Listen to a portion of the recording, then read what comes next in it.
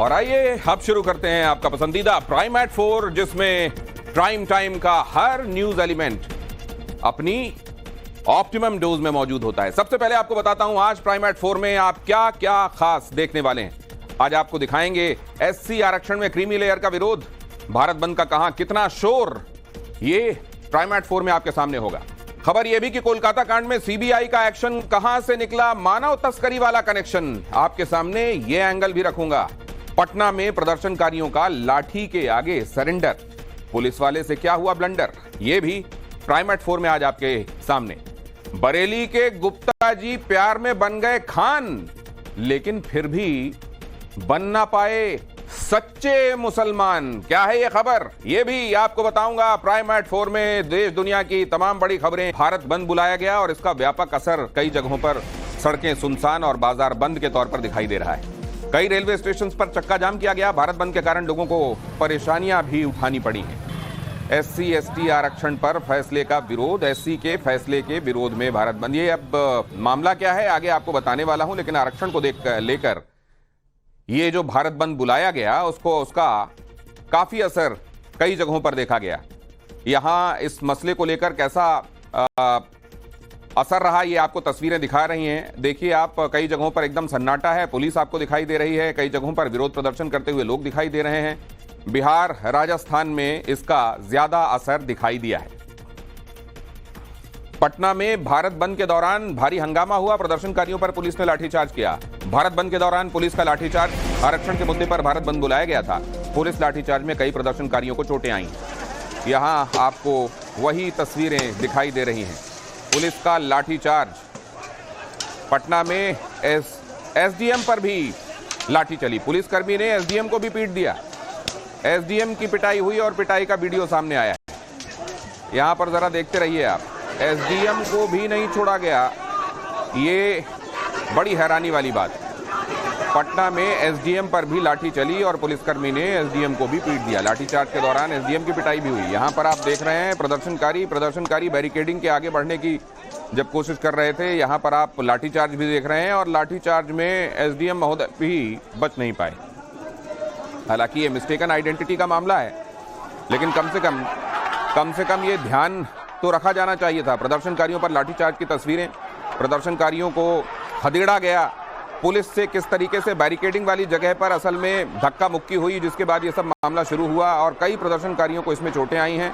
भागते दौड़ते समय उनके जूते चप्पल तक छूट गए, ये आपको दिखाई दे रहा है। तो जैसा मैंने आपको बताया, पटना में एसडीएम पर भी लाठी चल गई, पुलिसकर्मी ने एसडीएम को भी पीट दिया। लाठीचार्ज के दौरान एसडीएम की पिटाई हुई, पिटाई का वीडियो सामने आया है। यहां पर मैं आपके सामने वही वीडियो रख रहा हूं। पुलिस वाले ने बंद समर्थक समझा एसडीएम महोदय को और उनके ऊपर भी लाठी चला दी। यहां जिन महोदय के ऊपर आपको ये एरो दिखाई दे रहा है, रेड एरो, बहुत ध्यान से देखिएगा, ये जो हल्की नीली शर्ट पहनकर और ग्रे कलर का ट्राउजर पहनकर साहब खड़े हुए हैं, ये एसडीएम महोदय हैं। ये देखिए लाल दायरे में, चौकोर घेरे में आपको जो दिखाई दे रहे हैं, ये है एसडीएम महोदय। और पीछे से पुलिसकर्मी आता है, वो तो बस एक जैसे लाठीचार्ज की स्प्री में है वो, और एक के बाद दूसरे पर वो लाठीचार्ज करता चला जा रहा है। और इसमें वो ये भी नहीं देखता कि अब जो अगला व्यक्ति है वो कौन है, उसको भी वो प्रदर्शनकारी समझता है, एसडीएम को, और लाठीचार्ज कर देता है।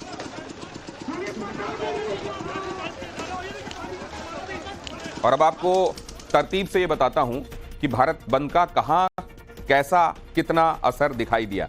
सबसे पहले बात दिल्ली की, यहां बंद का कोई बहुत असर नजर नहीं आया। दिल्ली के सभी 700 बाजार जो हैं, अलग अलग जगहों पर छोटे बड़े मझोले बाजार, वो खुले रहे। उत्तर प्रदेश में बंद का मिला जुला असर रहा। नोएडा, गाजियाबाद, लखनऊ, कानपुर जैसे शहरों में बंद का असर दिखाई नहीं दिया। यहां कई जगहों पर बंद के समर्थन में मार्च निकाला गया, साथ ही जबरदस्ती गाड़ियां रोककर प्रदर्शन भी किया गया। और अब बिहार में पटना में प्रदर्शनकारियों पर लाठीचार्ज हुआ और इसके साथ ही कई शहरों में रेलवे का चक्का जाम किया गया, सड़क पर उतरकर विरोध प्रदर्शन भी हुआ। राजस्थान, यहां बंद का असर दिखाई दिया। जयपुर में एससी एसटी ने मार्च निकाला और साथ ही कई शहरों में स्कूल कॉलेजेस बंद रहे। मध्य प्रदेश के ज्यादातर हिस्सों में सुरक्षा के पुख्ता इंतजाम नजर आए, सड़कें सुनसान और बाजार बंद दिखाई दिए। झारखंड में सड़क पर उतरकर विरोध प्रदर्शन किया गया, टायर जलाकर आगजनी हुई।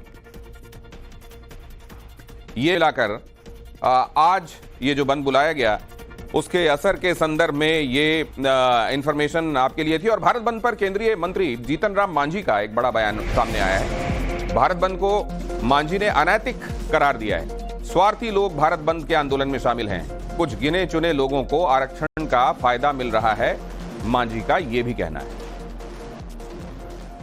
का जो आह्वान जो लोग किए हैं वे सब स्वार्थी तत्व हैं।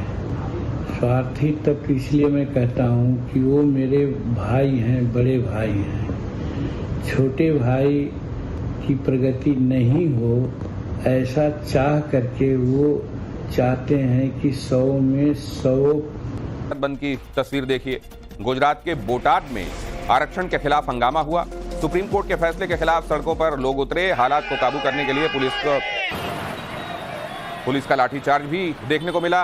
मार्च निकाल रहे लोगों पर पुलिस ने लाठीचार्ज किया।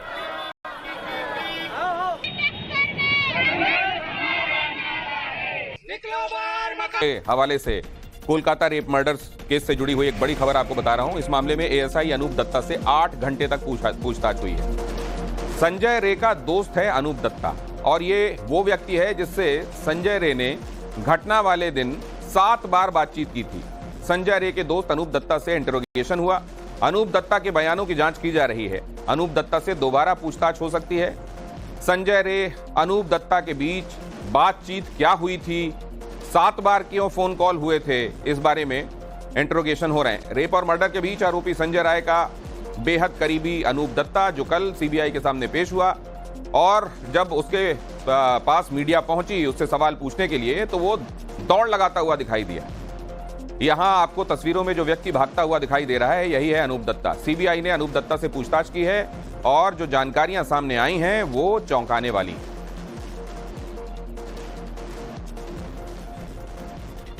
कोलकाता कांड पर नवभारत पर बहुत बड़ा खुलासा।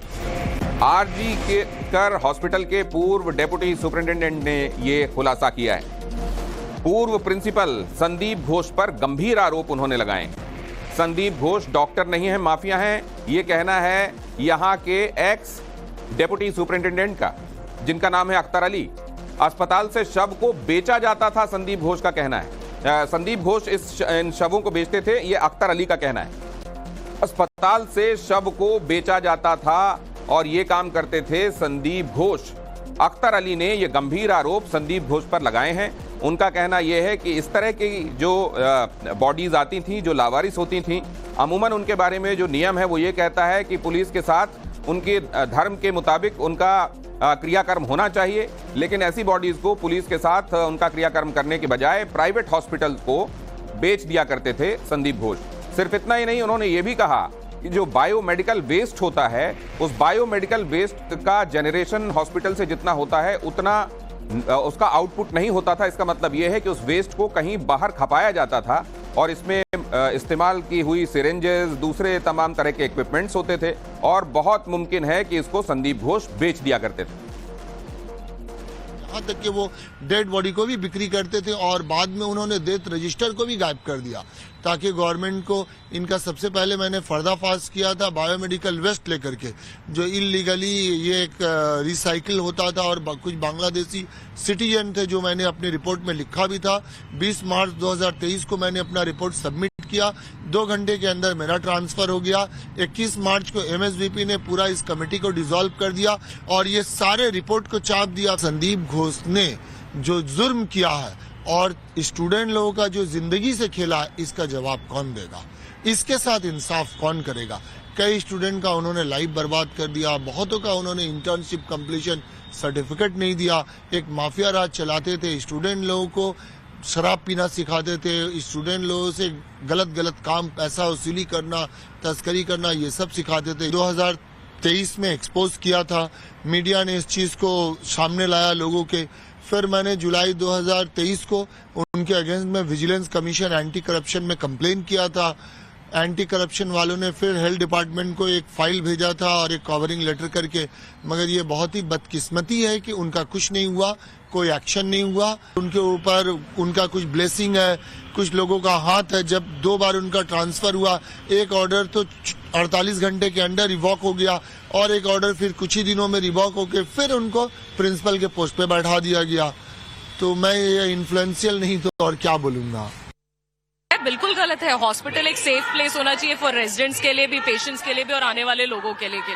लेकिन अगर हॉस्पिटल के खुद के लोग ये कर रहे हैं तो ऑब्वियसली ये गलत तो है ही। मैम माहौल तो डेफिनेटली बहुत ही गलत बनता है। और देखिए जो हमारे सीनियर्स होते हैं, हमारे प्रिंसिपल है या हमारी फैकल्टी है, कहीं ना कहीं हम उन्हें ही फॉलो करते हैं। और अगर वही हमारे फॉलोअर्स ही गलत हैं तो फिर एक बहुत ही गलत एग्जाम्पल सेट होता है। आरजीकर अस्पताल की सुरक्षा व्यवस्था में बदलाव कर दिया गया है। जैसा हमने आपको बताया था कल प्राइमेट 4 में हमने आपको बताया था कि अब सीआईएसएफ के जवानों के हाथ में सुरक्षा देने के संदर्भ में सुप्रीम कोर्ट ने फैसला दिया है। सीआईएसएफ के जवानों को यहां तैनात कर दिया गया है। सुप्रीम कोर्ट के आदेश के बाद सुरक्षा व्यवस्था में यह तब्दीली की गई है। आरजीकर अस्पताल की सुरक्षा अब सीआईएसएफ के हाथों में। और केंद्रीय स्वास्थ्य मंत्री जेपी नड्डा ने एक अहम मुलाकात की है, एक अहम बैठक की है। डॉक्टर्स की हड़ताल को लेकर उन्होंने ये बैठक की है। वरिष्ठ अधिकारियों के साथ स्थिति पर चर्चा की है। लगातार 12 दिनों से डॉक्टर्स हड़ताल पर हैं। डॉक्टर्स की हड़ताल से मरीजों को बहुत ज्यादा असुविधा हो रही है। स्थिति की समीक्षा करने के लिए केंद्रीय स्वास्थ्य मंत्री जेपी नड्डा ने महत्वपूर्ण अधिकारियों के साथ बैठक की, जिसकी तस्वीरें आप यहां पर देख रहे हैं। और दिल्ली के जंतर मंतर पर डॉक्टर्स ने प्रदर्शन किया। अलग अलग हॉस्पिटल के डॉक्टर्स यहां हड़ताल के लिए जुटे। दिल्ली समेत डॉक्टर्स का देशव्यापी हड़ताल अभी जारी है। जंतर मंतर पर ओपीडी वाले मरीजों का कुछ का इलाज भी किया जा रहा है।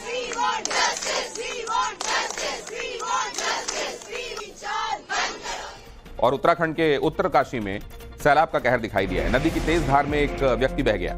सर्च ऑपरेशन में जुटे स्टेट डिजास्टर रिलीफ फोर्स के जवान तलाश में लगे हुए हैं।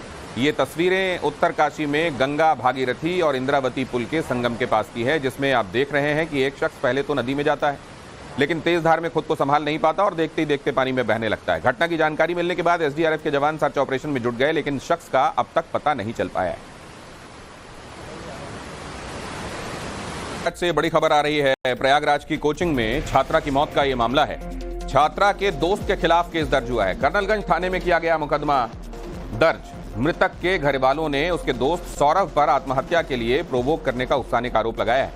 मुकदमा दर्ज होने के साथ ही आरोपी सौरभ को पुलिस ने हिरासत में ले लिया है। आरोपी सौरभ को हिरासत में लेकर पुलिस पूछताछ में जुट गई है। पुलिस छात्रा के कोचिंग सेंटर की छत से गिरने की असल वजह जानने में जुटी हुई है। मंगलवार को प्रयागराज के क्लाइमैक्स कोचिंग सेंटर की छत से छात्रा गिर गई थी, जिसकी वजह से उसकी मौत हो गई। जा रहा था तो लड़की उधर पे आई, तो जैसे मैंने कहा दीदी कोचिंग आज बंद है, तो उन्होंने कुछ नहीं बोला। तो मैंने सोचा कि बाथरूम हर लड़की आती जाती रहती है यहाँ छुट्टी के समय भी, तो भी गई होंगी, तो मैं पानी लेने चला गया। फिर उसके बाद मैं आया तो फिर वो मैं रोड उस पर था, देखा तो वहीं से सब लड़के जो व्यक्ति थे हाँ उसको मना कर रहे थे मत डाको, तब से वहीं से डाक गए। मैं रोड से वहाँ डांटते हुए देखा हूँ। ऊपर और कोई भी था? ऊपर कोई नहीं था, बस वो लड़की थी और कोई नहीं था। अकेले गई थी, साथ में और कोई गया था? नहीं, उसके साथ कोई भी नहीं गया था, वो अकेले गई थी ना। तो आपने रोका था क्या उसको? रोका था कि मत जाओ? मैंने यहाँ रोका था, मेरी दीदी आज कोचिंग बंद है, उन्होंने कुछ बोला नहीं था। हमको लगा जो बाथरूम जा रही होगी। तो प्रयागराज के कोचिंग सेंटर में छात्रा की मौत के बाद कई सवाल उठ रहे हैं। एक तो यह कि छात्रा छत से कूदी थी या असल में उसको धक्का दिया गया था।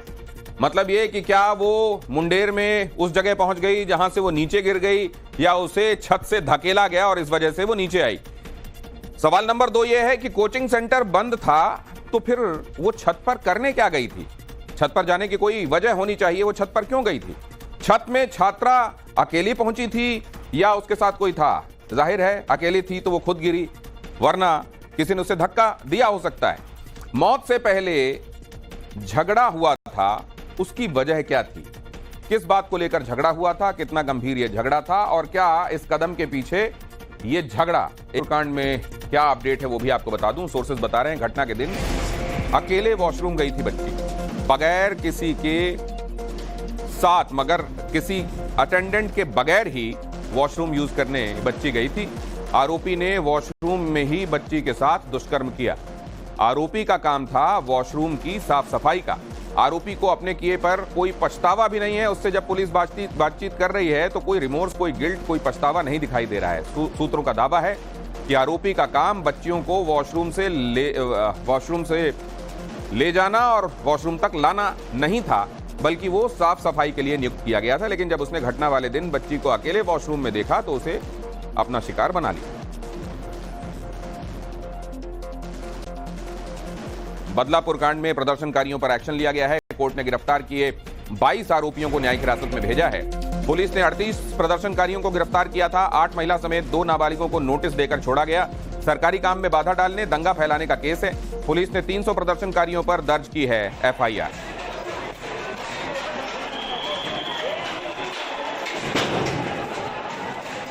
महाराष्ट्र सरकार बदलापुर मामले में काफी सख्त है। सीएम एकनाथ शिंदे ने पूरे मामले में क्या कहा है, सुनिए।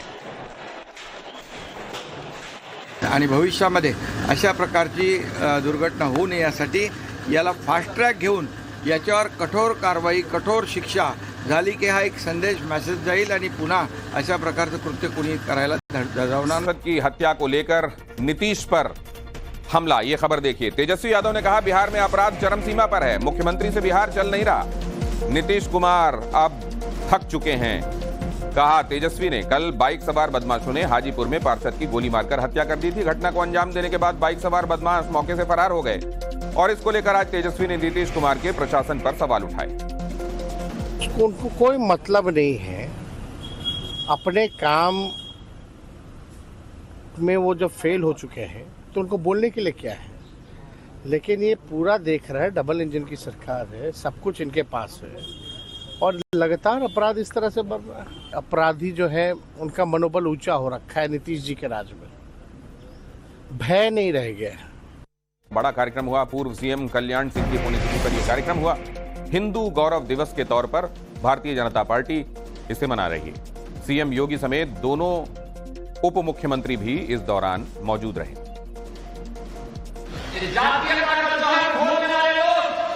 भारत के सामाजिक ताने बाने को छिन्न भिन्न कर रहे हैं और एक तरफ हमें आपस में बांट रहे हैं तो दूसरी तरफ तुष्टीकरण की प्रकाशता में चढ़ करके उत्तर प्रदेश को दंगों की आग में झोंकने का काम कर रहे हैं।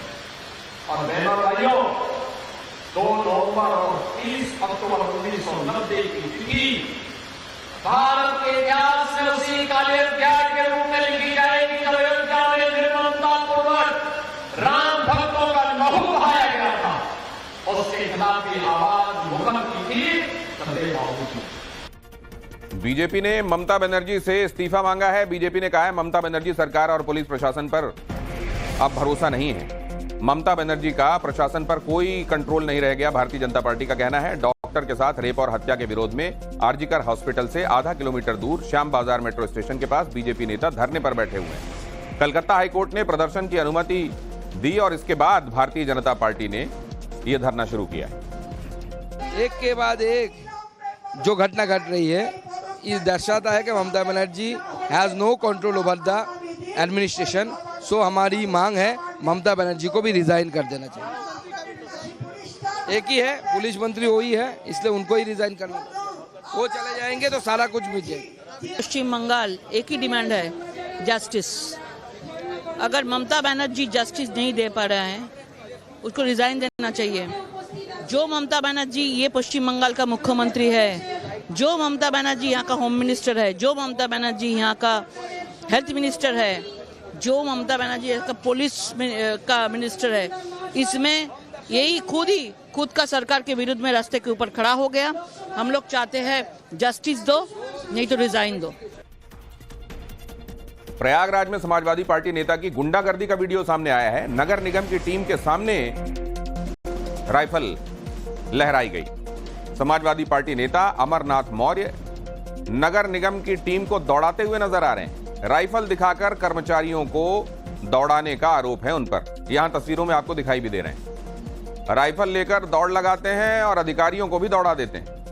निगम स्टाफ को राइफल लेकर धमकाने और दौड़ाने का आरोप उन पर लगा है। इस पार्क को लेकर जो आपको इस तस्वीर में दिखाई दे रहा है, इसी को लेकर विवाद है। दोबारा आना नहीं, इतना भी याद रखना। यार आप जो है अर्दब दोगे प्रशासन के लोगों को। अदब नहीं दे रहे तो हम अपना गिरवाए रहे हैं। आप मतलब यार आप नियम कानून से काम करोगे ना भाई। हाँ यार बात सही है भाई, सही है, तुम तुम्हारी नियम। और अगली खबर यह कि कन्नौज रेप कांड में बड़ा एक्शन सामने आया है। पुलिस ने पीड़िता की बुआ को गिरफ्तार किया है। पीड़िता की बुआ को मायके जाते वक्त पकड़ा गया। रेप के मामले में बुआ पर सहयोग करने का आरोप है। नवाब सिंह यादव के मामले में यह बड़ी गिरफ्तारी। और यह खबर बरेली से। बरेली में हिंदू रीति रिवाज से हिना बी नाम की लड़की ने प्रेम शंकर गुप्ता नाम के युवक से शादी की। शादी के बाद हिना ने अपना नाम प्रियंका रख लिया, लेकिन अब इस मामले में नया ट्विस्ट आ गया है। प्रेम शंकर गुप्ता का आरोप है कि मारपीट करके जबरन मेरा धर्मांतरण करवाया गया, इस्लाम कबूल करवाया गया, उसका जबरदस्ती मेरे साथ निकाह करवाया गया और जब खतना करवाने की कोशिश की गई तो मैं फिर किसी तरह कट्टरपंथियों के चंगुल से भाग निकला। वो हिना खान है, मैं प्रेम गुप्ता, एक दूसरे से प्यार करते हैं 2 साल से। उसने मुझसे शादी करी थी, कोई ज़बरदस्ती नहीं थी और सब राजी से हुआ था। उसके बाद क्या हुआ कि उन्होंने मुझसे शादी करी। शादी करने के बाद मुझे 18 जुलाई को अपने पापा के पास ले गई। उसके भाई का फ़ोन आया था कि पापा ने जहर खा लिया है, तो मुझे पीलीभीत लेके गई। बोली कि पीलीभीत चलना है। मैं नहीं जा रहा था तो बोली थी मैं मर जाऊंगी तो तुम फंसोगे, अगर मैं अपनी घर की भी तुम्हारी भी नहीं। मैं डर के मारे चले गया और मुझे सहारा दे रही कुछ नहीं हुआ तुम्हें। तो बाहर ले आके जब देखा पापा ठीक थे, उसके फूफा था, एक फुप्पो थी, एक जना कोई ताया वाले चाचा वो थे। तो इन लोगों ने मुझे ज़बरदस्ती फिर पकड़ लिया और मैं डर गया। और उसके फूफा था, बोला मेरे पास 36 केस है, तमंचा रख दिया मेरे पर उन्होंने।